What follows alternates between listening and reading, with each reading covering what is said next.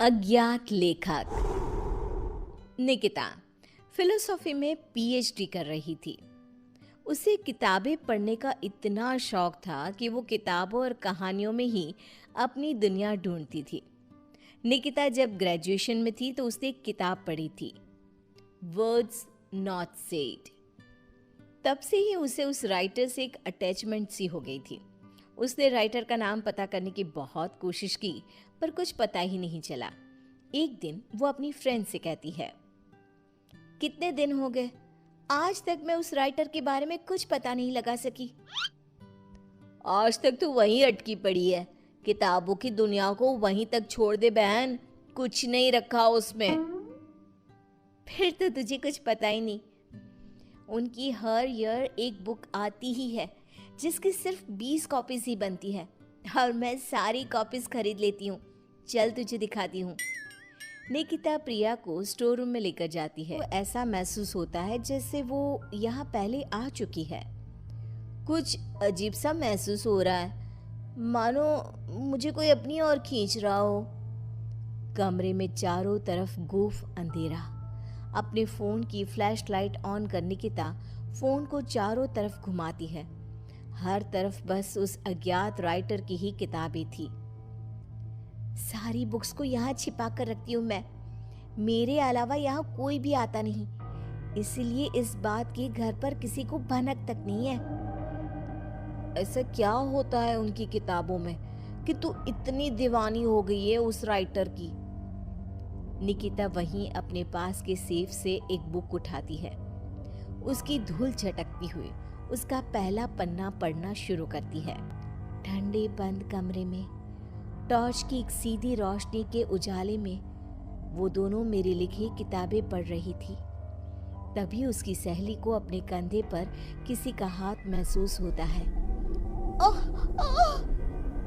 क्या हुआ प्रिया, तू चीखी क्यों? मुझे ऐसा लगा किसी ने मेरे कंधे पर अपना हाथ रखा हो। निकिता रुक तो, मैं देखती हूँ।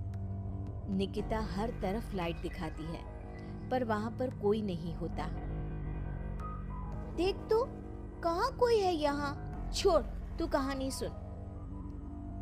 फिर उसे लगता है मानो एक भारी सा हाथ उसके सर को सहलाता है। क्या फालतू किताब है, बंद कर इसे, मैं घर जा रही हूँ। दोनों कमरे से बाहर आ जाते हैं।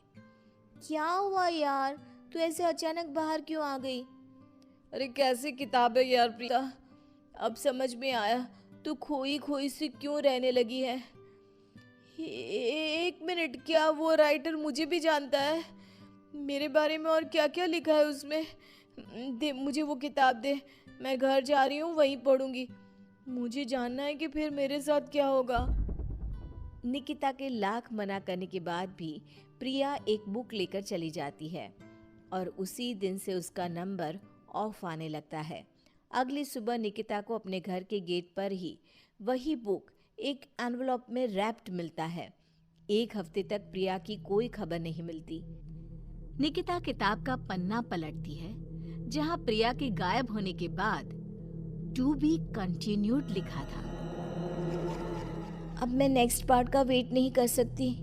प्रिया मेरे कारण ही गुमशुदा हुई है, पर मैं क्या करूं? निकिता एनवलप में आए बुक को खोलती है जिसमें एक एड्रेस होता है, एक ऐसी जगह जिसका नाम गूगल पर भी मौजूद नहीं था। पर निकिता बस पकड़कर निकल पड़ती है। पालनखेत पालनखेत। ये तो वही जगह है। मंजिल ने राही को ढूंढ ही लिया। निकिता जैसे ही बस से उतरती है, बस गायब हो जाती है। लगता है ये बस मुझे यहाँ लाने के लिए ही आई थी। निकिता रोड से जंगल की ओर बढ़ती है। अंदर चलते हुए उसे एक खंडर दिखता है जिसके अंदर वो जाती है। अंदर उसे एक लड़का डायरी लिखते हुए दिखता है। अरे आ गई आप, आइए आइए। आप ही है वो राइटर? मुझे बताइए कहाँ है प्रिया? वहां देखो। निकिता देखती है कि दीवार पर प्रिया की तस्वीर लगी हुई है जिस पर हार चढ़ा हुआ है। लोगों की तस्वीरें भी थी। ये सब क्या है?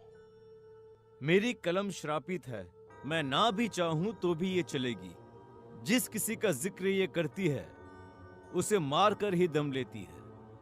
ये सिलसिला शुरू हुआ था जब मैं 16 साल का था। एक नदी के किनारे मुझे ये पेन मिली। मैं इसे अपने कबर्ड में रख कर भूल गया। फिर एक दिन अचानक कबर्ड से लाल रोशनी आई। मैंने उसे खोला तो पेन चमक रही थी और इसने लिखी मौत की दास्तां। मेरा सब कुछ इसने छीन लिया, सब कुछ। मैंने उसे खत्म करना चाहा पर नाकाम रहा। मैं सब कुछ छोड़कर जंगल में रहने लगा पर यह तब भी नहीं रुकी। तो इसे रोकेगा कौन? तुम नहीं मरी। बाकी जिस किसी का भी इसने जिक्र किया उसको इसने निगल लिया। तुमने मेरी सारी बुक्स पढ़ी, उसे संभाल के रखा पर तुम्हें कुछ नहीं हुआ। तुम ही वो मसीहा हो निकिता। मुझे बचा लो और इस खेल को रोक दो निकिता। निकिता पेन उठाती है। उसके पेन को पकड़ते ही एक औरत उड़ती हुई आती है और पीछे से उसे लिपट जाती है। उसके शरीर से खून बहे जा रहा था। खुले बाल, झुर्रियों से भरा उसका चेहरा बड़ा डरावना लग रहा था। मेरी गोद में बैठो निकिता, आओ ना। नहीं, बहकना मत निकिता। यही है पेन की मालकिन। रूहें खाती है ये। इसकी बात मत सुनो निकिता।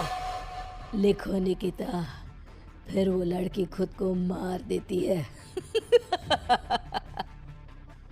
निकिता पेन उठाती है और लिखती है। करण उछलकर दूर गिर जाता है।